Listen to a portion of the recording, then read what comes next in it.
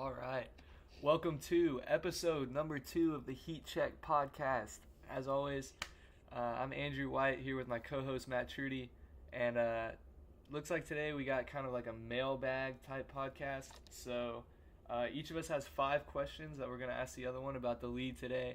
Players, teams, scenarios, really just anything we can come up with. So without any further ado... You want to go first with your 5? Yeah. I think I'll go first. All right. We'll switch off. Obviously, we're gonna go a little, back and forth action. Yeah, I like my questions. I'm pretty proud of my questions. All right, now so my first question, it's been on my mind for a while because I wrote the article about Carmelo, and I really want to see how this plays out, and I really want him to get out of New York. And see if he can at least make some noise on a contender somewhere. So with that being said, who's the best player straight up that you would trade for Carmelo Anthony? Now, I think I interpreted this question probably different from the interpretation that you had intended for it. I think from my interpretation, this was sort of like the best player I would trade Carmelo for. Like, I would be okay with getting Carmelo if it meant losing this player, and he's a good player, and that's actually it wouldn't make any sense. It's not that's probably the issue with this, is that the person I chose, it wouldn't be a situation where it makes sense. That might not be the answer you're looking for. You might have wanted to list out the best player that you could legitimately trade for Carmelo. In that situation, I would probably answer with Kevin Love, to be honest with you.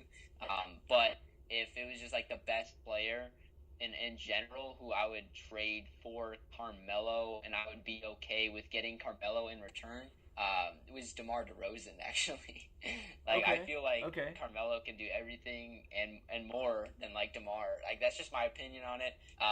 Carmelo, if you look at his averages, he didn't average the same point number or point total as DeMar. Last year, his field goal percentage was a little bit lower, but he did shoot a much higher 3-point percentage. DeRozan's kind of struggling from the 3-point line as of late. Fairly similar at the free throw line, but in the playoffs, I feel like I would just much rather have Carmelo, even at this age, at 32, 33. He's just it's kind of incredible, because when you think about the scorers of our generation, and Carmelo is one of the best, you also look at Kevin Durant and Westbrook, Curry, guys like that, but Carmelo often gets overlooked because the guys like Durant have risen to that level. But he really is an unusual player, and how great of a scorer he is, and that's something that gets overlooked. I don't think people realize sometimes when you have those guys in Golden State how great of an individual scorer Carmelo is. I would take him basically as a small forward, as a scorer, over a lot of guys. And DeRozan was the best player that I think a lot of people think is a great player, but I would still feel like I could not lose much if I pick up Carmelo Anthony in return, or after losing DeMar DeRozan. That's the best player that I feel like I would trade for Carmelo straight up. DeMar is such a conundrum in today's league, because I feel like he was put in the league probably 10 years before he would have been most effective. He has that mid-range game. He models his game after Kobe. Not a great 3-point shooter, but he likes to bully guys in the post. His footwork is outstanding. He likes to get to the rim. He's a passable defender. He's not anything special on that end, but he's also not a liability but very either. Athletic. Very long too. But it's just with the game trending so much towards, the 3-pointer. DeRozan doesn't really have a place in a lot of modern offenses. And Carmelo can still hit the 3. And he can, Carmelo is a fantastic shooter, and if you don't believe me, he's playing on that absolute garbage franchise that is the Knicks, but Melo is a fantastic shooter. Just go watch his Olympic games when he's kind of off the ball, coming off the screens, and I wrote about that in my piece. He's really good at coming off screens when he wants to come off screens. He makes those sacrifices for the Olympic teams, and I think he would do the same in Houston, but as long as he's the top dog in New York, I don't think he's going to make those sacrifices, and it shows in his numbers, really. You can see here, last year from 3, only 35% from deep. I'm thinking that was worse than LeBron last year, and yet Carmelo is universally regarded as a better shooter than LeBron James. It's just not showing. The numbers aren't there for him in New York anymore. I think it's time for a change, and I agree with you. I think if you swapped DeMar for Carmelo, the Raptors would be not losing too much. Too much. They could be better. Just because, what he does for the offense, he spreads the floor a little bit. I kind of have a follow-up question. We really haven't seen Carmelo with a... yeah, you can go with that, yeah. Would you trade Carmelo for Draymond Green?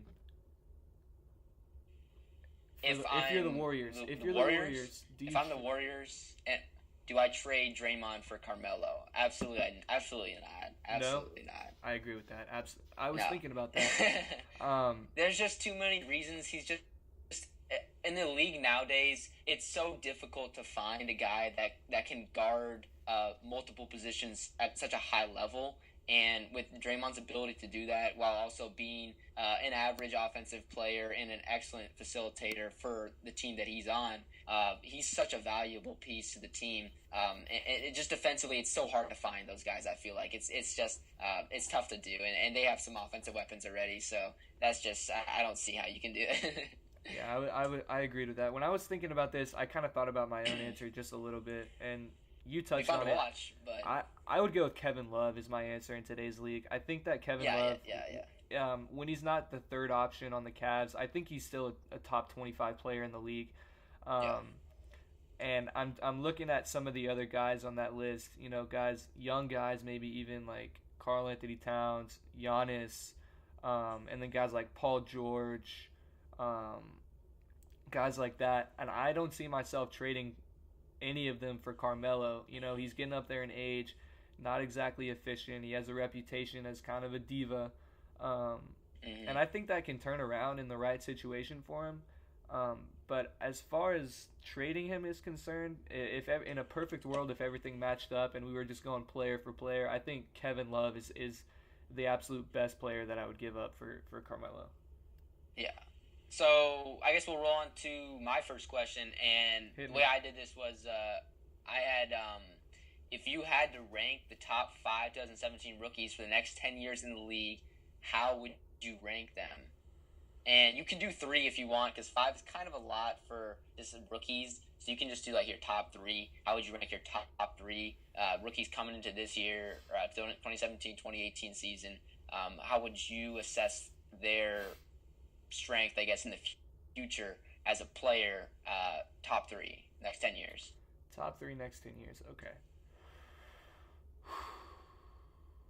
This is a tough one. Because on the one hand, Markelle Fultz reminds me so much of Tracy McGrady. Just the way that he plays, he's super athletic. You can tell that from watching him. But he's not as athletic as a guy like Dennis Smith Jr. At the same time, though, he just he gets to his spots on the floor. You can't really stop him from getting where he wants to go. He came into the league. He's already got a few moves that are already NBA ready, similar to Jason Tatum. He's shown off his little fadeaway spin fade in the post in the short corner. He's got a spin move that he likes to go to in the lane that is almost unguardable. And so I think he's going to be an elite scorer. He's shown that he has great vision, so he'll be at least a serviceable passer and point guard. And he has the athlete to grab down some rebounds as well. And I think he's going into a fantastic situation in Philadelphia, with the exception of one thing, and that's, can they stay healthy? Now, this is where the McGrady comparisons keep going, because Fultz already rolled his ankle in the second game of Summer League, and he's out for the rest of Summer League. Now, of course, it's Summer League. They're going to be cautious, but at the same time, Philadelphia has kind of a reputation now, and if Embiid can't stay healthy, then again, it's going to be a lot like Tracy McGrady and Yao Ming, where injuries just hampered them to the point where they had so much potential, but they couldn't get anything done. That being said, I think in 10 years, we're going to look back at Fultz as probably the third best prospect from this draft. I think his floor is higher than a lot of guys. I don't think there's any scenario in which he doesn't become a star in the league. Ceiling is the roof. But yeah, the ceiling is the roof. But other guys have probably a higher ceiling than him in terms of potential. Guys like Lonzo, De'Aaron Fox, guys like that. So you already have in mind your next two? Yeah, top two? My next two. Number 2, I think, looking 10 years back, I don't think he'll be the second best player from the draft, but in terms of legacy and what they've been able to accomplish, I'm going to go Jason Tatum. He's already come into the league with an NBA ready game. Fantastic His team is offensive by far player. probably the best of any rookie that got drafted in top 10. Right, going to the number 1 seed in the East. LeBron is on the decline. I think in 3-4 years the Cavs will be out as Eastern Conference contenders, and Boston will step in with Gordon Hayward, Al Horford, Tatum, Brown, Smart, guys like that. I think they're really well poised for the future, and Tatum's going to reap the benefits of that. And it wouldn't surprise me if Boston wins a title or two in the next 10 years. And when we look back and say, well, who had the best career, I think Jason Tatum's going to be up there just because of the situation that he's in and the skill set that he already has. If he can grow a little bit on defense, he's not a fantastic defender, but he's got the physical tools. He's kind of long. If he can develop into pretty solid on that end, I think he has a chance to do something really special for himself. He reminds me a lot of Paul Pierce. It's almost uncanny. Paul Pierce is one of the 50 greatest players of all time. If Fultz can even get to 75% of what Pierce was, I think he's clear and away going to be a top 2 player from this draft. And number 1? Number 1 is very hit or miss. And I was just listening to a podcast about him earlier on my drive home from work, but I've never seen a point guard pass the ball like Lonzo Ball does. Never in my life.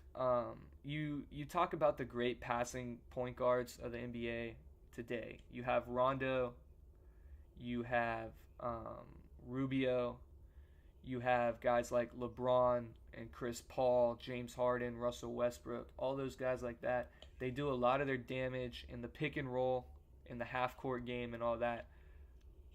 Lonzo,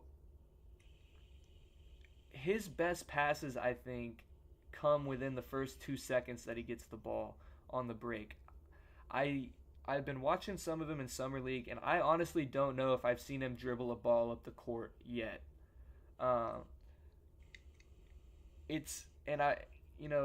Zach Lowe for ESPN had Luke Walton on his podcast earlier today, and Coach Luke Walton was talking about him, and he said that Lonzo's passing is contagious.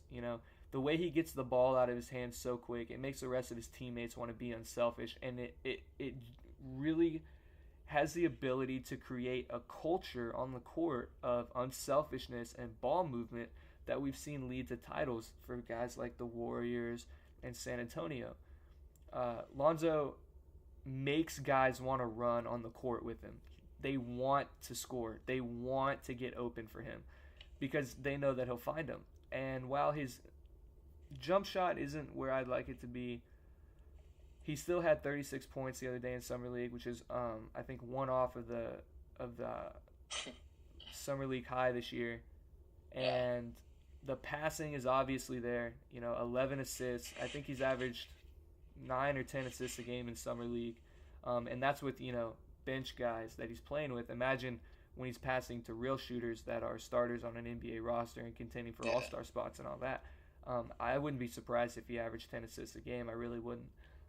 So I see how you have Lonzo there. You got Fultz, Tatum, and Ball. So all those guys also, by the way, were the top 3 picks in the draft this year. So just want to let everybody know that. So those are your top 3. I think teams years. Got it right. All right. So teams apparently got it right. I don't know if I would. I think I would probably do something relatively similar. I'm trying to think. If I had more time to think in depth about it, I'd probably have a little bit of different list. De'Aaron Fox might be in there for me just because I think reminds me a lot of John Wall. Yeah, I just there's something about him. I don't know. Maybe not. Maybe he's the only thing that scares me is I don't know how good of a team Sacramento will be that will allow him to flourish. It seems like they're making some great moves.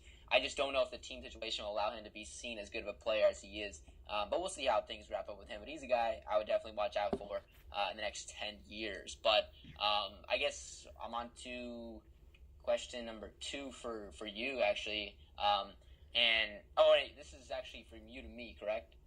Right. Yeah. So question 2 for me is, if things don't go well for the Pelicans this season, maybe they're below 500 at the All-Star break, and they know that DeMarcus Cousins is probably going to walk. How likely is it that John Wall and DeMarcus Cousins reunite in Washington? I'm sure you remember they were teammates at Kentucky. I've always thought that they'd play great together. So how big of a chance do you give it, at least at some point in the future, DeMarcus Cousins and John Wall will be on the same team again, presumably in Washington?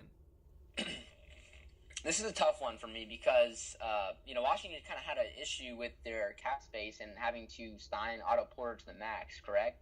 They did. They're kind of hamstrung by guys that they already have. That does hurt them, and obviously, we talked about this a little bit earlier, actually, how teams, can be willing to spend a little bit more in order to make up some room for some players. And it's definitely a feasible, kind of idea if they can somehow, I guess, get Gortat out of there and, maybe make some cap space happen. Don't know how they can really afford a guy like DeMarcus Cousins with, how much he's getting paid. And they would have 4 guys getting paid $18 million a year. But I guess it is possible, hypothetically. Do I see it, or how likely is it that it's going to happen? I don't think it's probably not very likely that it would happen. That's just kind of how I see it. It would be awesome, though. I definitely want to see it happen because the East seems so inferior to the West in my eyes. And even though LeBron is aging, I don't see him not going to the finals for, the next 2 years, in my opinion. I don't know if the Celtics will be able to muster up a chance to beat them. So I would love to see it happen. I don't think it's going to happen. But I would love to see it actually happen because I think that would be awesome to see DeMarcus Cousins on a team that has quality players around him. New Orleans, obviously, he's got Anthony Davis. Sacramento, he had nobody. But if he goes to Washington, you have Beal, you have John Wall, playmaker, great shooter, and Beal. Porter, if he's still there, excellent shooter. You got, some quality players on that team. So, it'd be awesome to see him go there, and he would be actually playing with some quality players again, and obviously his ex-teammate, John Wall from Kentucky. But I don't really see it happening. That's just my eyes on it. That's just my personal opinion on it. Well, don't forget that John Wall has yet to sign the extension that was offered to him, the Supermax extension by the Wizards. He hasn't signed it yet. They're paying him $18 million this year, $19 million next year. But one thing to note here, Ian Mahinmi and Marcin Gortat are making $28 million this year and $28 million next year. I think that if that's the thing, they'd have to cut loose those type of players and sign another center as backup for the Chief, and then they could make it happen. I feel like if things are going terrible for the Pelicans, they're not going to make the playoffs. They're looking to move Cousins for some pieces, going ahead and getting a guy like Marcin Gortat or Mahinmi, and making sure that Washington throws a first-round pick or 2 in there. I think it might be possible. We could see DeMarcus Cousins and John Wall both playing for the Wizards. Another thing to note here is they both become unrestricted free agents in the same year, 2019-2020, and the Lakers currently have a ton of cap space. So we could see them reunite. Maybe not in Washington. Maybe they'll reunite in Los Angeles. I hope to God they don't, but I want John Wall to be a Wizard for life. I want him to win a title as a Wizard. I feel you on that for sure, to be honest. I mean, the East, man, it's just, God, man, it's disgusting at times to watch. But I would definitely I think the Wizards are a team that can compete. They're one of the teams that had a chance, last year. They looked good. They beat Cleveland. Or at least they competed with them in the regular season. So I definitely want to see them and John Wall, stay together and still continue to compete in the East in the future. All right. So I think it's your turn for your second question. Yeah, my second question is going to roll around with the idea of, I believe I went into Chris Paul and the Rockets. So if you are Chris Paul and the Rockets, do you make the Western Conference Finals before you retire? My answer, I don't see how they don't. Okay. That's interesting. I think they're clear cutting away the second best team in the West right now, even without Carmelo Really? Anthony. Even with San Antonio there. Even with San Antonio there, I'm of the opinion that San Antonio is on the decline for a little bit. I think the next 2 or 3 years for San Antonio will be among the worst that San Antonio has had in the last 2 decades. Now that being said, the worst year for them in the past 2 decades might be 51 wins. But at the same time, I don't see them sustaining the level of excellence that they've had in the past. They're having to pay a lot of money to a lot of guys. They don't really have a second superstar there to help out Kawhi. LaMarcus Aldridge, he's only getting older. He's only declining. He's gaining weight. He doesn't look like the same player he was in Portland, at least to me, with the eye test. I don't know what the stats say on that. But in the playoffs, he really didn't impress me. And so I think Who are we talking about? Who are you referring to here? LaMarcus. Oh, yeah, Lamar. Even as a UT Longhorn fan. Even as a Longhorn fan, LaMarcus is not very impressive. He did not impress me in the playoffs. Kawhi pretty much put that team on his back. You think the Rockets are primed, so you think they're primed then? I think they're primed to make the conference finals at least once in the next 5 years, which is what Chris Paul is signed for. Chris Paul's about, what, 32, 33? He's getting up there, yeah, but, he's one of those guys. He probably has three. The thing is about him is he is a little bit, he has had some injury troubles in the past, but, 32, he still can compete for sure for at least probably 3 more years. So I could see that. I could see it happening in the conference finals. I understand why you would have that. You have any other reasons why? I think that OKC has a shot to maybe take him out, but here's my thing about OKC. I think OKC is arguably a one and done type of situation this year. I think this is almost a make or break season for the next 10 years for them, because if Paul George and them kind of connect and they have a good year, I think that every year they have a chance to build a roster where they can actually compete, at least to make it to the Western Conference Finals, and then maybe 1 year or some of the other team has an injury and they can just, get to the finals maybe. But if they really just don't have success this year, they don't make the Western Conference Finals, and Paul George, wants to go back to LA, I think that they could be back to mediocre, or not to mediocre because they never really were, but they could, get to that low level of the bottom seeds in the West for a while. So that's my thoughts on it. And so I don't know. I didn't actually. You would think that they would make the Western Conference Finals at least one time within Chris Paul's duration of his career. Yeah, and we talk about his age. He's 32, but the thing about Chris Paul is he's one of those guys. His game doesn't really rely on his athleticism that much, so much as his basketball IQ and his vision, and things like that. And those are things that only get better with age. His shooting will only get better with age. He's already a fantastic spot-up shooter. Shot 49% on catch-and-shoot threes last year. So he should fit in perfectly alongside James Harden. And I think that playing with James Harden will help actually stretch his career out. He won't have to focus so much on the offensive end. He won't have all that pressure on him to run the offense and orchestrate the offense and be the number one option like he did in Los Angeles. So I think that they are primed. I think San Antonio is going to go through a mini slump here. I think that OKC is a fantastic defensive team. I don't see them putting it together offensively. I can see that, yeah. Houston took care of OKC in, what was it, 6 games? 5 games? 5 games in the first round, right? And then, they went ahead and added Paul George, but Houston added CP3. So I really think that they're about the same.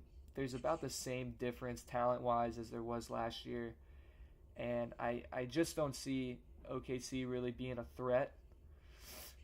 And I really do think that the Rockets are the clear-cut second best team in the West. And if they don't make a conference finals within the next 5 years, I will be shocked. If they don't make a finals in the next 5 years, I will be shocked. I don't think this Warriors core will stay together for 5 years. I think it'll get way too expensive. And I think that's when we'll see all this talk about parity kind of start to disappear again. And the Rockets will have a real shot.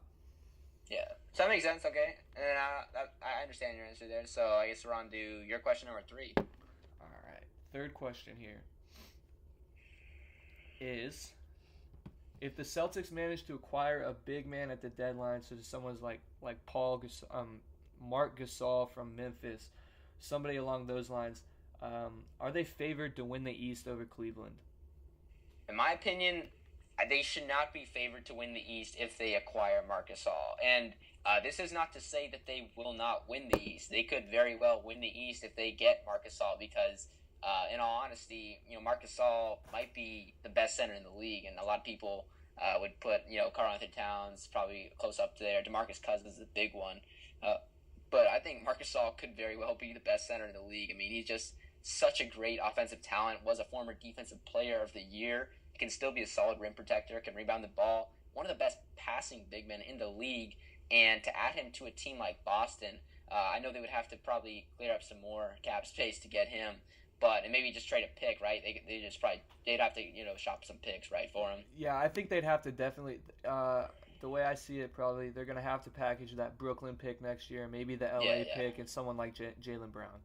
Yeah. So, but given that, if they are able to get him, and they get rid of one of those wing players that they have, they're in great position because we've seen Powell and he's playing into his late 30s at a pretty high level.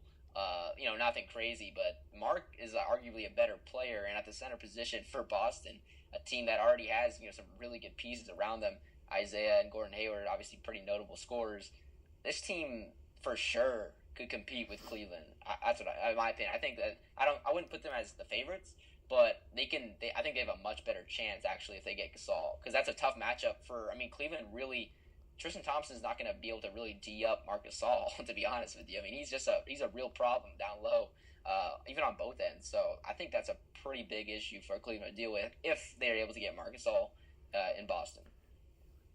Yeah, I'm gonna agree with you there. I don't know if you ever want to bet against LeBron James. Yeah, it's tough to look. I mean, he's just been so dominant, the king of the East. I mean, it's really tough to say. 8 straight finals that he's been to now? 7, 8 straight finals. So I think you're always going to want to put your money... It's going to be 8 this year. It's going to be 8 this year. I think you're always going to want to put your money on LeBron until he doesn't make the finals. But I do think that while they might not be favored, they definitely have a real shot. One of the things that Boston really struggles with when they play Cleveland is their interior defense. They don't really have anybody that can meet LeBron at the rim, is smart enough to rotate and take away some of his passing lanes and make him be... a scorer from the outside, a jump shooter, much like San Antonio did in 2007 and 2014. They just don't have anybody that can really check him and make him. We kind of lost you there for a second. My bad on that. No, we're good. Apologize on that. What's the last thing you remember me saying? You're just talking about. I think you were just getting into your point on it. To be honest, I don't remember the specific point you had. So what I was saying was a guy like LeBron, Boston doesn't have anybody that can really check him, make him shoot jumpers from the outside, kind of make him be a scorer rather than a facilitator, which is where personally I think he's at his worst. Not to say he's not a great scorer, that's just not what his game is built around. He's built around collapsing the defense, having those kickouts, getting his teammates involved, and with no one to meet him at the rim, Boston has really struggled with that. And Marc Gasol gives them an edge inside. It gives them someone to counteract the advantage that Cleveland has on the boards with guys like Tristan Thompson and Kevin Love. And like we talked about last night on the podcast, when you put great defenders on the floor, it just makes other players better. And I think it raises Boston's defense as a whole. On the perimeter, guys won't be so cautious when they close out because they know they have good rim protection behind them. They'll be eager to run in transition because they know they're pulling down defensive boards. I think Marc Gasol is an absolute conference changer. I think that he can elevate the Celtics to the point where they're the best team in the East and have a real shot at competing with Golden State in the finals. I don't think they'll have any shot at beating Golden State, but they can definitely compete, take them to 5 or 6 games. That being said, unless Boston does something like that, adds a defensive big man who can still contribute on the offensive end, I just don't see how they make it out of the East and make it to the finals. I think Danny Ainge is going to have to let go of some of those picks. and some of those young talent and make a move to win now. Now is the time. The East is as weak as it's ever been. Cleveland's on the way out. LeBron is only getting older. You just got to fill that hole in your roster of rebounding and defense if you want to contend. Yeah. Okay, so pretty solid right there.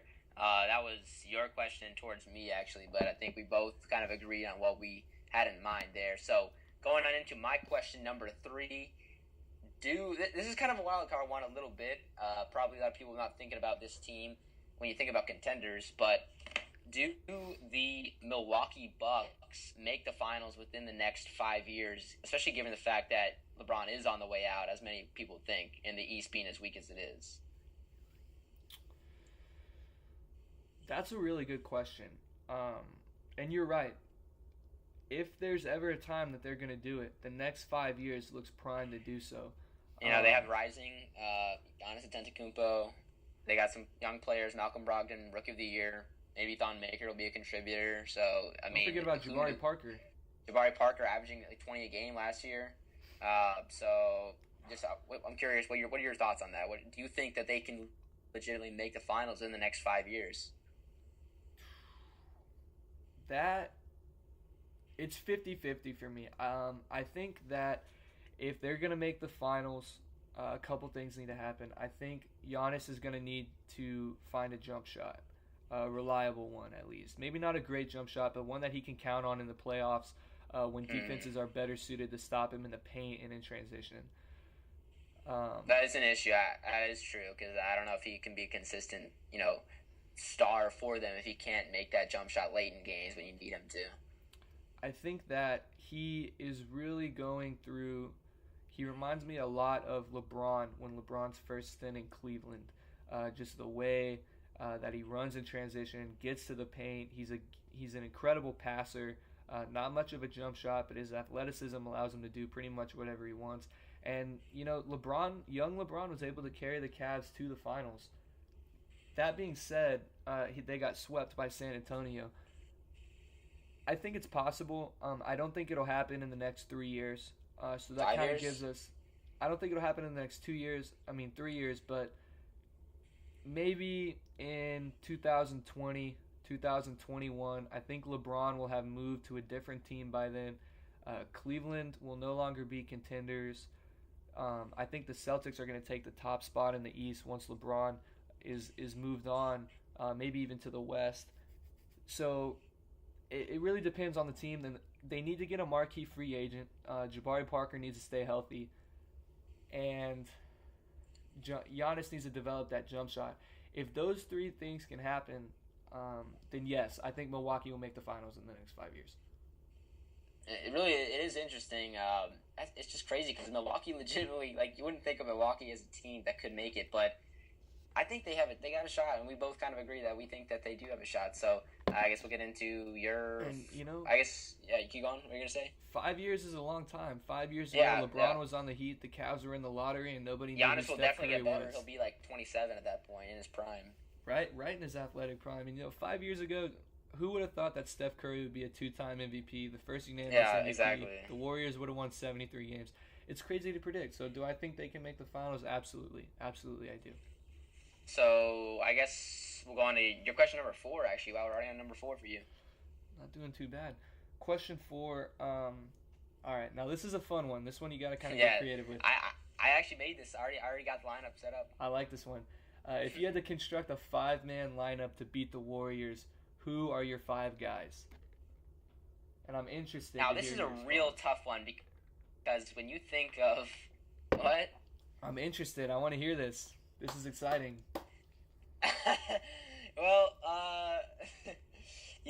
this is a tough one because when you think about the Golden State Warriors as a team, and we talk about their greatness all the time, what really you have to understand, what everybody has to understand, is that you could legitimately make an argument that each and every player, the 4 players that they got going with Curry, Klay Thompson, Durant, and Draymond Green, those 4 guys could legitimately be, at their individual positions, the best player in the league. You could legitimately make an argument that each player at those particular positions are the best in the league. Maybe not Anthony Davis, power forward, Draymond Green, but every other position you could legitimately make an argument, like even Draymond Green. So when you try to construct a lineup to beat them, it's almost impossible. But the way I would do it is it's all about matchups. At point guard position, it's tough because you want to have a guy that can D up Curry as much as he possibly can while also being a defensive guy. And I think Mike Conley is a guy that I feel like is always kind of giving Curry a little bit of trouble. I kind of like him there because he also can be a playmaker for his team on the offensive side of the ball. Once they go up against the Warriors defensively, he can still make things happen on offense. He's got pretty good, length, not too slow-footed, so he can still stay with a guy like Curry. He comes from a defensive-minded organization in the Grizzlies. They know how to play defense. He's been surrounded by great defenders, so he knows how to play D against Curry. He's played him a lot. Got a good experience there. You can't really stop Curry, but I think he can do a good job. And you could go with a guy like Westbrook also as a defensive player, but his defense seems a little bit overrated to me personally, but that's just what I felt like. And also, I feel like Conley's a better team player on the offensive side, which is another reason why I went with him. And you remember 2015 when the Grizzlies played the Warriors in the playoffs. Grizzlies were up 2-1 before Conley got hurt and hit his face on the ground. And that kind of turned the series for the Warriors, and they ended up winning in 6. But Conley did a great job on Curry. Curry had a really, really tough series, at least for his standards, and a lot of it was due to Mike Conley and Tony Allen. So that I like that. I like that choice at point guard. Yeah, so I feel like he just gives Curry some trouble, and that's my first spot at the point guard. And then at number 2, I got Jimmy Butler. What's your thought? What are your thoughts on that, real quick? Jimmy Butler. Okay. Great defender. He has the athleticism to stay with Clay as he comes off the screens and stuff. I don't know about his shooting ability from the outside. I think to beat the Warriors, you need to be able to score the basketball, and you need to be able to go stroke for stroke with them from deep. That being said, Butler can get hot. He's shown flashes of being a pretty good shooter, and he's a guy that one of the key things about Jimmy Butler, I think, on your lineup is that he's going to be able to switch. So they won't be able to involve him in a lot of pick and rolls with Curry. There's not a mismatch there. He can guard either Curry or Clay, and sometimes you can even probably put him on KD for short stretches of time. He's one of the top defenders in the league, I think, as long as he's not the number one option on offense, and he can save a little bit of energy for the defensive end. So that's a solid choice. I can see why you go there. For me, Jimmy Butler, I mean, when you go up against Klay Thompson, it's tough to stop, but such a great two-way player, can score on the offensive side of the ball, obviously, but also known as just a great defensive player, excellent length, got the height to match up with a guy like Klay Thompson, so if nothing else, he can probably X him out on the defensive side of the defensive side of the basketball. So, it just seems like a really ideal choice for, a guy like Klay Thompson. Not the toughest guy in the world to guard. He's not going to beat you too much in one-on-one situations, but Butler is very tough to defend. So you could argue that Butler is definitely tougher to defend than in one-on-one situations than Klay Thompson is. But we go into our number 3, the small forward position with Kawhi the Claw Leonard against Kevin Durant.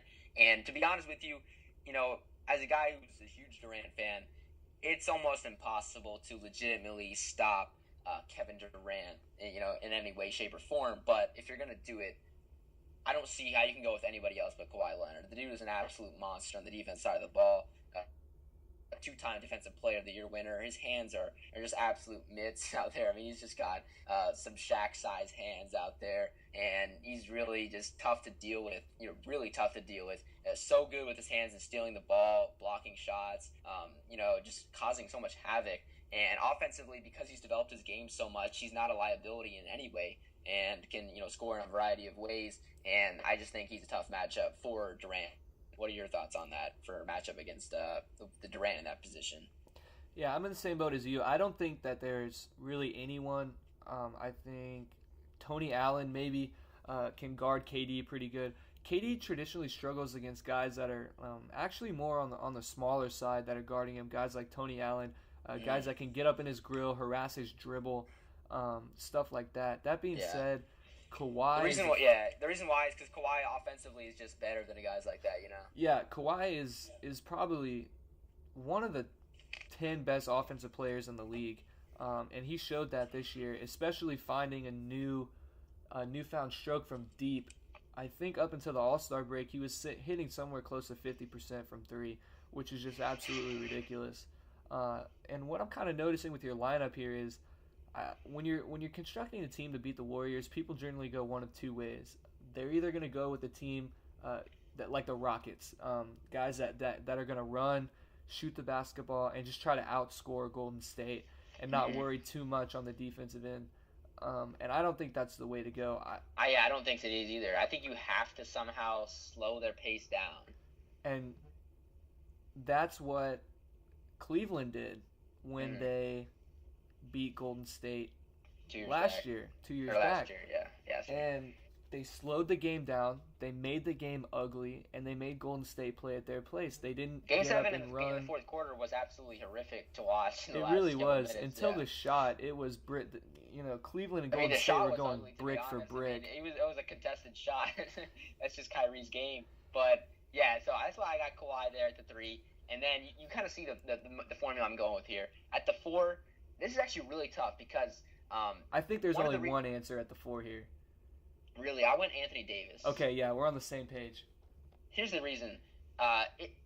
In all honesty, it's so hard to match up against Draymond Green in general because he's just a guy that can block shots from guys who are like 7-footers, and he's 6'7". He has the mobility and versatility to be so tough to guard, even for a guy like Anthony Davis, because he's so light on his feet and really good laterally defensively. But you have to go Anthony Davis because he's a tough cover on the defensive side. He's a big dude. He's a rim protector. Overall, one of the best defenders in the league, a rising star, and I just don't see a better player that could match up against Draymond Green. You got to go Anthony Davis right here. Great on both sides of the ball, and he can switch out on some players as well. So I would definitely go with Anthony Davis there at the 4. Again, going back 2 years ago, when the Warriors won their first title in 2000, or their first title of the Steph Curry era in 2015, they played the Pelicans in round 1. Anthony Davis absolutely eviscerated the Warriors on the inside. Let me see if I can find the stats real quick. But the Golden State had absolutely no answer for him. Draymond had no answer for him. There was just nobody else on the team that could really do anything to help him beat the Warriors, and so they ended up getting swept. That being said, I think he's the only answer that you can put there. He is versatile enough on the defensive end. He's a fantastic rim protector. He can defenses collapse on him in the post. He can step out even to three-point land and launch a few threes from there, so spacing isn't an issue. He can switch on to guys like Curry for one possession, maybe 2 at a time. Nothing crazy, and the Warriors just have no answer for him. That's their one weakness. Is going to be rebounding is going to be tough too. He's great. He's a good rebounder too. So the thought of Zaza Pachulia trying to guard Anthony Davis is laughable. It would be Draymond. Oh, would it be Draymond? I would think it would be Draymond. Draymond, I think, would do the best job of the team. The Warriors might put KD on him for long stretches just because KD can go length for length with him, but I just don't see it. Davis is too strong for him in the post. He's too long for Draymond. There's just really no answer for it. Yeah. So that's why I got Anthony Davis at the 4. And then at 5, you can actually sort of go with a wild card at this one if you really wanted to because of Zaza. But I went with Karl Anthony Towns. I mean, his athleticism is going to be such an issue for Zaza. He's arguably a better rebounder. I don't know how Zaza could get out to the three-point line and stop his perimeter game, pick-and-roll situations. He can hit the mid-range, good post player. Really tough matchup, I think, for Zaza. The athleticism alone is just a really tough guard for anybody, really. And he's just a good defensive player as well. Doesn't have to be too great, but I feel like that's just a really tough matchup for him. Can also switch out on some guys occasionally. So that's just, I think, Karl Anthony Towns, him and Anthony Davis on that front court, that's tough, in my opinion, for the Warriors to handle, given what they got. I agree with you on that one. I don't know so much if I would put Towns there. I honestly might go with DeMarcus Cousins just because his offensive game gives you that ability to get buckets and go score for score with Golden State when you need to. And then have guys like Anthony Davis and Kawhi and Mike Conley on the other end to anchor down the defense. But Towns is a good choice. Towns is one of the best big men in the league. I think he put up 26 and 12 last year, something around there. 25. I just feel like I think for some reason I feel like he's a little bit quicker than DeMarcus Cousins. So I don't know. I just feel like I'm a little bit obsessed with some of the defensive abilities of players in the league. So that's why I went with him. And he's not the greatest defender, but I like his athleticism a lot. And I just feel like Zaza is so slow-footed at times. It would be a real problem. And DeMarcus, while he's great, can also be a little bit slow-footed and might get into some punching conflicts with Zaza that could get him ejected. Yeah, I really do I like the lineup that you have. That lineup, So none of those guys are really known, except for maybe the exception of Anthony Davis, are known for running in transition. They're all kind of slow the game down. You know, Kawhi and Jimmy Butler both like to take the mid-range shot. Mike Conley is not really like a flashy scorer. He kind of plays within an offense, and then guys like Davis and Towns are both pound the rock inside, post up kind of guys. And that really slows the game down for the Warriors and doesn't really let them go on those 8, 10, 12-point runs that they do so often, especially in the third quarter. And that's such a staple of their team that I think by slowing the game down and taking that away from them, that's going to be your best chance to beat them. So Mike Conley, Jimmy Butler, Kawhi Leonard, Anthony Davis, Karl Anthony Towns. I think that could do it. I do. I like your picks. Pretty solid. Karl Anthony Towns is a little bit of an interesting one there, but that's what I went with. So I guess we're on to what is it? Is it your question for me now for number 5? This should be your question for me here. Oh yeah. Okay, so my question for you. Then this is my 4th question. What is the greatest possible outcome to Russell Westbrook's future? I know if you're like, if you were watching, you're like, obviously it's like a championship, but like, just what is your answer to that? What is the greatest possible outcome to his future? What could it possibly happen? Because like realistically, in the situation he's at right now, is he really gonna win a championship? You know, so what's the greatest possible outcome to his future? Like, what could happen that is the greatest possible outcome for him? Yeah, like you said, greatest possible outcome for him would be winning a championship. Ideally, he would drag the Thunder on his back, kicking and screaming to the Western Conference Finals. Game 7, he throws down the nastiest slam dunk in the final seconds over Kevin Durant to win the game and take him to the finals, where they sweep the Cavs in 4 games. That is the absolute best scenario I think that could happen for Russell. Unfortunately for us and the rest of the fans in the league, it's not going to happen. That being said, I think right now, realistically, what do you think the best thing that could happen here? OKC storms to the 2nd seed in the West this year. They make it to the Western Conference Finals. They play Golden State well, maybe take them to 6 games. Paul George re-signs. Westbrook signs his extension. And now they have a team to compete for about 5 years. Westbrook going to be entering his athletic prime. Same thing with Paul George. They're both relatively young guys. And, you know, the Warriors window isn't going to last forever. And if they can get another marquee free agent to join them, they could have a shot at dethroning Golden State in the West. I do think that for him to be really taken seriously in all-time great conversations, he's going to need to go ahead and win a title. I think he needs to beat Golden State to do it. That would be the best thing for his legacy. I don't know if he can. Golden State just seems to get in his head when they play. It's too emotional. Westbrook is a really emotional player, I think. He does not seem to play very well against Golden State. So I think he gets in his own head just a little bit too much.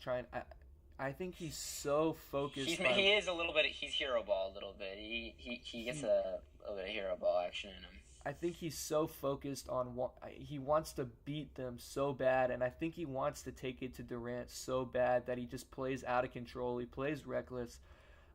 He doesn't really try to involve his teammates. He tries to do it all on his own, and you know the Warriors are fine with that. They're going to let him be out of control. They're going to let him get his and focus on locking down his teammates and making it the one-man rush show out there, because as good as he is, one Russell Westbrook does not equal one Steph Curry and Kevin Durant and Klay Thompson put together. That being said, if he can kind of reel it back a little bit on offense, I don't see him averaging a triple-double again. I think he's going to give more of the offensive role to Paul George. If they can go ahead and have and mesh really well, George plays off ball really well.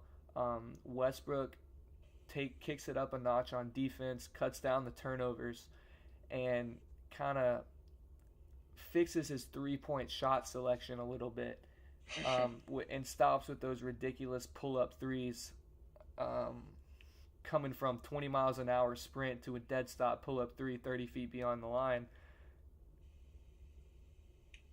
I think that's what needs to happen. Best case scenario, they make it to the Western Conference Finals. They lose in 6 to Golden State. They both re-sign. They have another guy come in, another shooter, another scorer, and they contend for a title for 5 years and hopefully win one within the next 5 years. I think that's the best possible outcome for Westbrook's legacy. I don't think he needs to leave OKC. I think that would be bad for his legacy. If he went and joined another I just don't see another team that's going to give him the reins that OKC has given him. And I think he should stay. And if he can win, if he can bring a title to OKC, fair. If he can bring a title to OKC after Durant leaves, it'll do incredible things for his legacy. Yeah, I absolutely agree. I think that the greatest possible outcome, and this isn't like a hypothetical, like this is a realistic. I think that the greatest thing that can happen, like that actually can happen, in my opinion, is that he wins a couple more MVP trophies and makes the Western Conference Finals a couple times. That's the farthest I think he can go. So you don't think they can knock off the Warriors in any of these years? No, I don't. No. And I don't think so. But I'm also a Thunder hater, so okay, yeah, you are from Seattle. So that's not gonna work right there. But I guess we're going to. Okay. Let me build off that real quick. Here we go. This is off the record. I didn't send you this question, but let's say Paul George leaves. Westbrook leaves. Yeah. Nobody signs with the Thunder in free agency. They go to the bottom barrel of the league. 3 years. Do they send the team back to Seattle? The issue is, I would love it if they did. It would be the ultimate irony. But I don't know if they do or do not, because it really all depends on Seattle. Seattle right now is they're kind of in a mess. Their city council and everybody, they're trying to get an arena plan approved. They can't. They're kind of debating about that. They just need to have an arena there. They really need to get the NHL in Seattle before they can actually move an NBA franchise there. So if they can build an arena and they can have an arena plan approved in Seattle and get an NHL team there, then that is a legitimate possibility for Oklahoma City to actually move back and go back to Seattle where they belong to. But really, I would want just the NBA to expand, get Vegas in the West, move the Pelicans and the Grizzlies or somebody to the East, and add Seattle, Las Vegas to the West. Makes it even again, and 30 you have 32 teams I think at that point, and then you have Oklahoma City going to Seattle to play Seattle in their first game of the season and getting their ass kicked is the ideal situation, or Seattle coming back into the league. So you said you want a team in Vegas? Yeah, I disagree. I think the idea of a team in Las Vegas is... I don't think I want the team in Las Vegas. I just think it's going to happen at some point. I think the idea of a team in Las Vegas, I hate it. I don't think that professional sports... If you're not going to come out and endorse sports gambling, and you're not going to come out and support sports gambling, there's no need for a professional sports team to be in Las Vegas. Everything in Vegas is built around the casinos. Arena plans are going to be tied to the casinos. There's too much. People already think the NBA is rigged enough as it is with the draft lottery and the officials, especially with the Tim Donaghy scandal. And I think you're just putting that kind of conspiracy and the kind of conspiracy theories that come out of that and putting it in an environment like Las Vegas, it just doesn't make sense to me. I don't like the Raiders being in Las Vegas. I think that if Vegas wants to remain the sports gambling capital of the world, then they need to be isolated from teams. They can't be tied to any one team by hometown loyalties. I think it's ridiculous that we're even talking about the Raiders being in Vegas. I think it's ridiculous that they are in Vegas. And I just don't see an NBA team being in Vegas. I think they'd rather go to Vancouver first. Maybe try to expand in Canada a little more. They used to have the Vancouver Grizzlies before they moved to Memphis. Oh goodness, we're having some call failures here.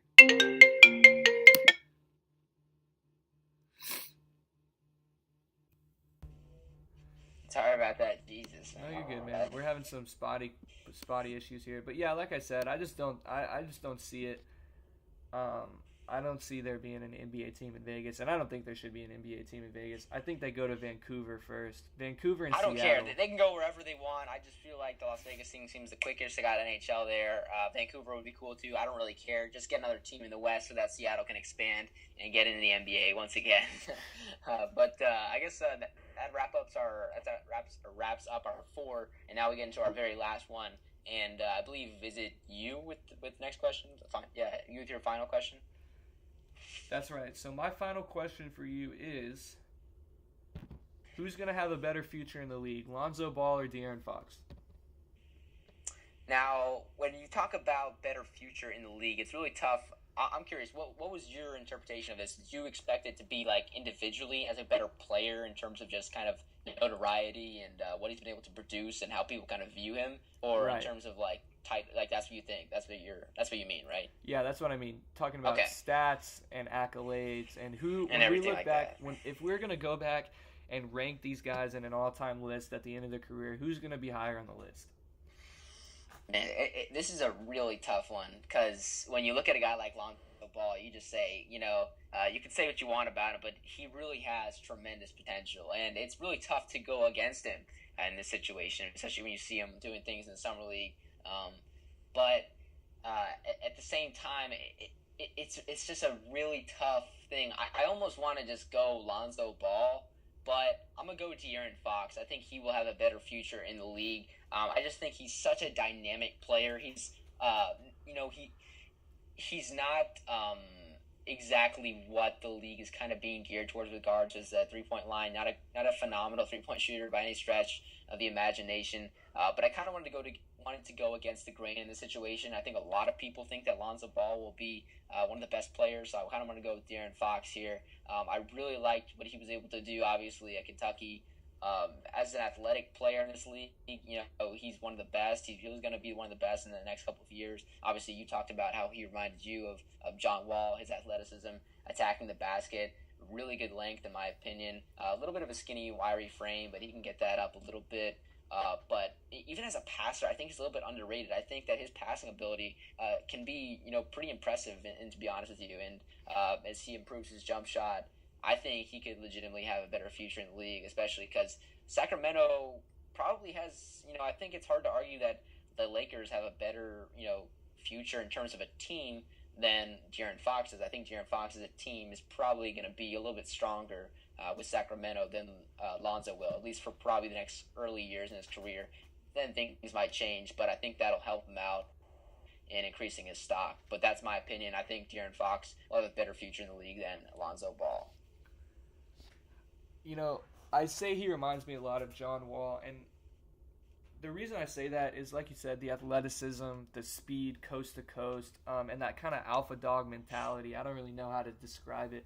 I think the best way that we can, the only way we can really talk about it is the Mamba mentality.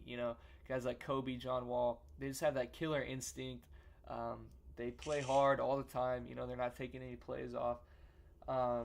John Wall is 6'4", about 210 pounds. De'Aaron Fox is 6'4", about 185. So we're looking at a pretty significant difference in weight there. I think that Fox is going to bulk up.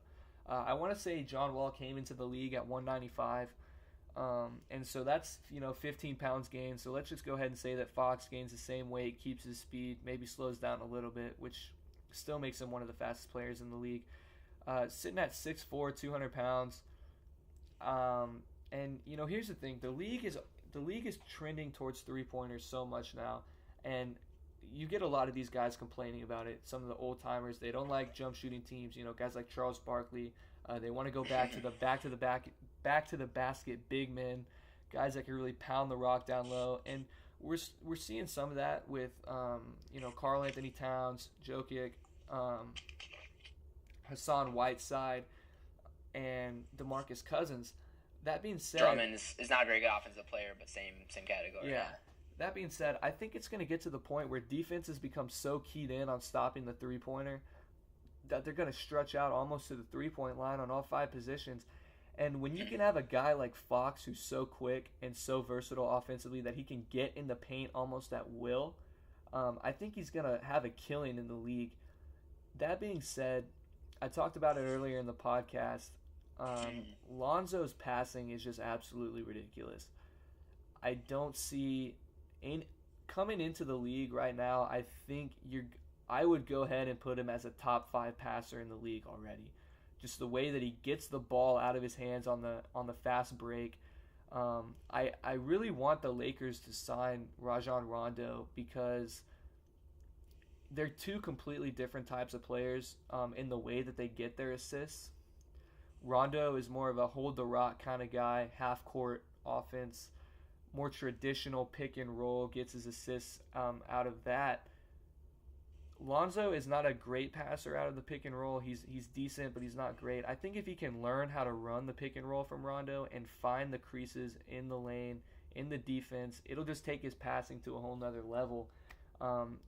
And, Magic Johnson was never a great scorer. Lonzo is not a great scorer. But he's shown potential. He's a better shooter from deep than Magic was, I think, despite his unorthodox shot. Looking like he's almost as good of a passer.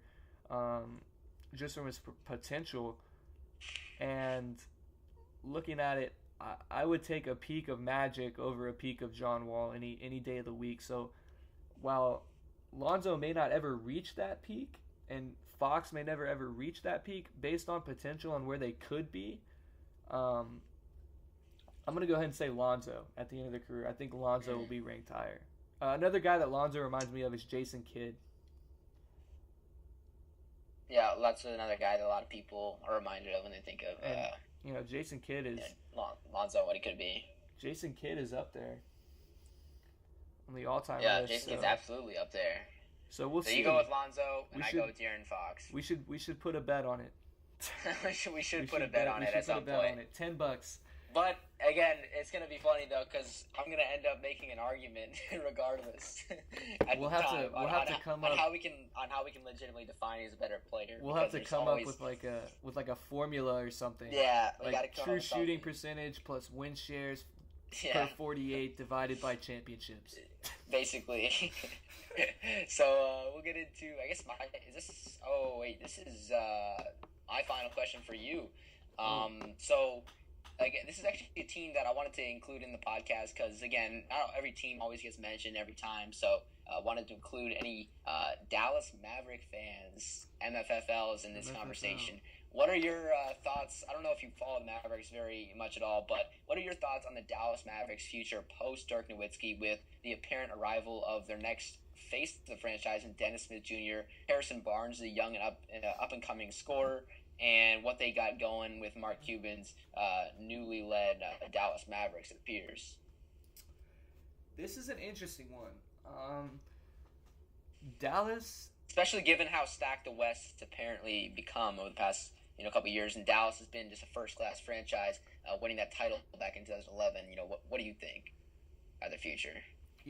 It's really strange to me. Dallas is not really one of those teams that's going to make a lot of big free agent signings. The closest they've got was the DeAndre Jordan debacle a few years ago. They had Steve Nash for a little bit, but that was before Steve Nash turned into a 2-time MVP. Mm-hmm. And really, for the last 20 years, it's been Dirk and some role players. And so I think it's interesting. Yeah. To see how the Mavericks are really gonna respond to Dirk's retirement within the next couple of years. They got a steal in the draft with Dennis Smith Jr. Harrison Barnes is underrated as a scorer. He's a fantastic isolation guy. He can give you. I've heard probably 24 points a game. What have you heard? I just heard some people saying that Dallas is actually not looking to extend Nerlens Noel quite yet because they're seeing if they can maybe acquire DeMarcus Cousins and get something going on with him in Dallas, and maybe that was another part of their plan for the future. So that'd be interesting as well.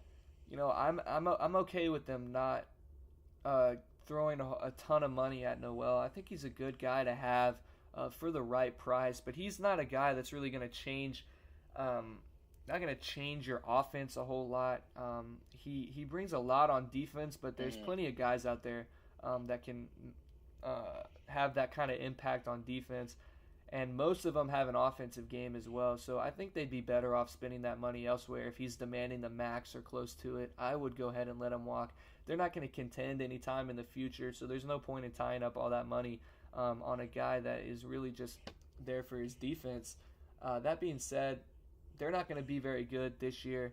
I don't think they're going to be very good next year. They should get some talent in the draft, and it'll be interesting to see what they can do. Mark Cuban has shown that he's not afraid to pay for free agents. They just have to get the free agents to come to them. They're not as flashy as a big team like New York, LA, Miami, Boston. Big markets like that. They are relatively flashy though. Pretty big market in Dallas. Big market in Dallas, but like I said, they haven't had a ton of free agents. Now the way that they've treated Dirk, I think, is a big positive for them. Guys will know that they're going to be respected when they come there. They're not going to be lowballed, kind of like Dwayne Wade was in Miami. They know that Dallas has a sense of loyalty. The fans are great. The owner's great. Mark Cuban, one of the better owners in the league, just in terms of how invested he is in his team and how much he's winning. Also one of 2 owners to vote against Seattle moving to Oklahoma City. Oh yeah, so that's a plus in your book, isn't it? I think that Dallas has a pretty bright future. I'll say this about Dallas. I think that their future got a lot brighter than I thought it was going to be with Dennis Smith Jr. Yeah. I mean, with him at the helm. I mean, the West is very difficult and it's going to be tough for years to come. But when you get a guy as young as Dennis Smith as a potential face of your franchise in the future, that's relatively promising, especially when they got some players on the rise. So. If I'm a Dallas Mavericks fan, I'm not too upset, especially with what happened in the draft this year. I'm pretty excited for the future. Here's the thing about Dennis Smith Jr. that scares me, and I've written about this. I wrote about this about a year and a half ago. But ever since Bo Jackson, I think that fans have feared athletic freaks. And Dennis Smith is an athletic freak. Having a 44-inch vertical a year after you tore your ACL is absolutely absurd. And he reminds me of Derrick Rose a lot, and that scares me too because the same explosiveness is there. But the way that he lands coming off of his dunks, it looks painful, and it doesn't take a stretch of the imagination to see him landing wrong, coming down from one of those high-flying dunk attempts. Or a Euro step in the paint, maybe a hop step, or a play where he stops on a dime. It just scares me, that much raw power and energy going through his body. I don't know if his knees and ankles are going to be able to stand up with that. That being said, if they do, they have a really bright future. Dennis Smith is a top 3 talent in any draft, and if it was any other year, there's no doubt in my mind that he would have gone top 3. He was pre-season. He was projected up there in the top 3. So it's funny how things fell the way they did.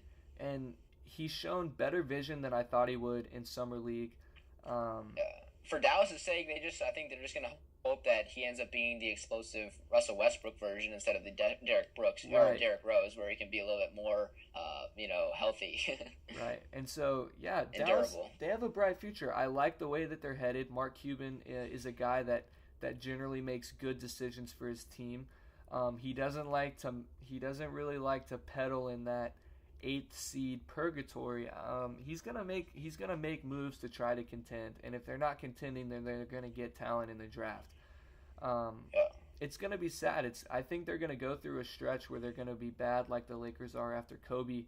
I don't think it's gonna be a San Antonio transition. Where even though they lose a guy like Tim Duncan, they still remain one of the best teams in the West. I think they don't have a Kawhi Leonard. Yeah, they don't have a Kawhi. Who does? Or Tony Parker and Ginobili still helping things out. I don't know. I can see Dallas contending within the next 10 years for sure. If they go ahead and get a free agent guy. Dennis Smith projects to what he needs to be, and Harrison Barnes becomes more of a playmaker. Yeah, maybe one more draft pick. Next year is a pretty solid draft too. Michael Porter Jr. Is fantastic. And Mo Bamba out of UT, our guy, the 7-footer. And so there's some options there. Yeah, there's definite hope for the future. I don't think it's as bleak as people think about when they're talking about the post Dirk era for Dallas. There's definitely some hope there. But I think that wraps it up for our. Yeah, I think that's about it. So that was pretty solid. That was our Mailbag podcast, right? Mailbag podcast. There is one more thing I want to toss out there. That is, yesterday on our Winners and Losers podcast, I talked about the Knicks and their horrible management and how they weren't hiring a GM. It turns out they're making moves to let the guy from Sacramento, Perry, who has been a key part of this really kind of culture turnaround in Sacramento. It looks like New York is trying to poach him, and they're probably going to be successful. So that's a really good move for New York. He's a really good talent evaluator. He's a smart guy. He's not going to make any stupid signings like $72 million to Tim Hardaway Jr. Or $72 million to Joakim Noah. So that's a step in the right direction for the Knicks. I think that he's a guy that can kind of mend the bridge with Porzingis, and kind of get the ball rolling in New York. So that's a good signing there. And Derrick Rose continuing a dialogue with the Milwaukee Bucks today per ESPN. So yeah, so there's some chances on that happening. Yeah. Do you think that Rose makes them a contender? For the Bucks' sake? It's interesting because Derrick Rose went to the Eastern Conference Finals with the Bulls, and the Bucks have a. Now that was MVP Derrick Rose took them to the Eastern Conference Finals. It's a different situation for sure. But with the Bucks, and I think the East being probably a little bit weaker even now than it maybe was then. They got a chance to be a contender for sure. Derrick Rose is an interesting player because. There's flashes at times, even now, where he still looks solid. But I don't know if Milwaukee is the move. It just seems like he's running out of spaces to go. He's kind of running out of places where he really fits in at this point in his career. Not obviously aging too much, but he's getting up there a little bit. His knees are tough. Fortunately, I was impressed that he played a lot of last year, if not most of it. So that was a good sign, I thought, for him not tearing his ACL or anything like that, which would have been an absolute disaster. But Milwaukee, again, it falls a lot on obviously Antetokounmpo and how he can continue to develop. But also with Jason Kidd and how he develops the younger guys, and Thon Maker, Jabari Parker, how he gets better. But if you add Derrick Rose. The issue is Derrick Rose sometimes has the issue of not being a facilitator, and I think at the point guard position, no matter how good of a scorer you have to be, you see it with the greatest guys, Curry, Harden, even Westbrook. He tries. You got to get the ball to your other guys. You got to put faith in your teammates if you want to take that next step, even in the East, to the Eastern Conference Finals and being a contender year in, year out. And I don't know if that's in his game, and that's what you need, in my opinion. So if he can do that, then they're going to be contenders. If he can't, then a move to the Bucks would kind of be futile in my eyes. Now, when I say contenders, obviously I don't think they're contenders to win a title against Golden State, but I think they could maybe grab a top 4 seed in the East. Is what a contender is to me. Here's my problem with if Derrick Rose signs with the Bucks, which is no guarantee that he is. But the Bucks are at their best when Giannis is running the point, and he's making things happen, being their primary ball handler, their point forward. And when you put Derrick Rose on that team, unless he's coming off the bench, which I don't think he's going to want to do, that takes the ball out of your best player's hands and puts it in the hands of someone who just isn't as good as he once was. And I don't know if that's the best thing for the Bucks. I think if they want Giannis to continue to develop, they need to put the ball in his hands as much as possible. A lot like a young LeBron, surround him with shooters, and let him attack the paint and kick out and use his passing ability, while at the same time, growing a jumper. And Rose doesn't really do that for your team. Derrick Rose, I think, is slowly fading away into this mold where I don't really think he's going to help any team become a contender just because of the fact that he's a ball-dominant guard who's lost some efficiency. He's not going to be the best player on your team. And unless you're an off-the-ball threat as well as a guy like Curry or Harden or Chris Paul, I don't see him really making any team a contender, and I don't see him helping out a contender. If we look at the 4 best teams in the league, who, in my opinion, that's going to be Golden State, Houston, Cleveland, and Boston, adding Derrick Rose to any of those teams as a starting point guard, I don't think he makes any of them better. And if you look at teams like San Antonio or OKC, that doesn't bump them up into that top 4 echelon. So I think Derrick Rose is slowly losing his place in today's NBA. He needs to get a jump shot, and he needs to start passing the ball a little bit more, I think, if he wants to stick around and be one of those guys that can help you contend for a championship and be a key piece on a championship team. Yeah, it's getting a little bit late in the stages for Derrick Rose to make a comeback, but man, it was fun. It was fun while it lasted with Derrick Rose, and watching him play. It really was. And if he can have a mindset change and maybe come off the bench, now I think he would instantly become one of, if not the best 6 men in the league. I can see it, yeah, because I can see that. Now his jump shot needs to be more consistent, but he has some explosion. He can still finish. So yeah, I can see that. Same situation in Milwaukee. If he comes off the bench, completely different situation. And I think he's a great fit off the bench. But if he can't accept the bench role, then I think he's going to find himself without a contract here in a few years. Yeah, I feel you on that for sure. Milwaukee. We talked a little bit more about Milwaukee today than I expected us to.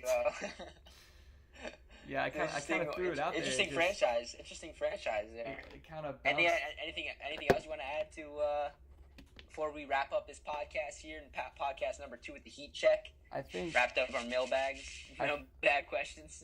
I think that's going to be it for today. We kept it a little shorter than last time, hour 17 minutes. I think that's a good time. Solid time, man. Solid time. Good questions. All right, you too. This is fun. This is a good one. All right, so that probably about wraps it up for podcast number 2 of the Heat Check. And we're definitely going to be trying to launch some new stuff pretty soon, right, with the Heat Check in general. That's right. We're getting the Twitter page going. We got the YouTube channel. I was going to upload the podcast on SoundCloud, but I read an article today that said SoundCloud is shutting down in about 50 days because they're running out of money. So we're going to have to figure out some other way to get this out there, but we'll figure it out. It'll be good. We'll figure it out. But yeah, so we're getting the YouTube channel up and running. If you get a follow from It's already up there. The Heat Check, just the Heat Check on YouTube. You got it. That's where it's at. I don't know. You got the ad on Twitter. What's the ad? Ad on Twitter. It's gonna be _Heat_check. So if you get a follow from us, buddy, so they can recognize us. Yeah, go ahead and follow us back. Retweet some of our stuff. We'll be putting the podcast up there. I think links to the podcast and videos. So I'm excited. It'll be good. Yeah, should be awesome. Should be a good time. All right. Well, until next time, this is us signing off.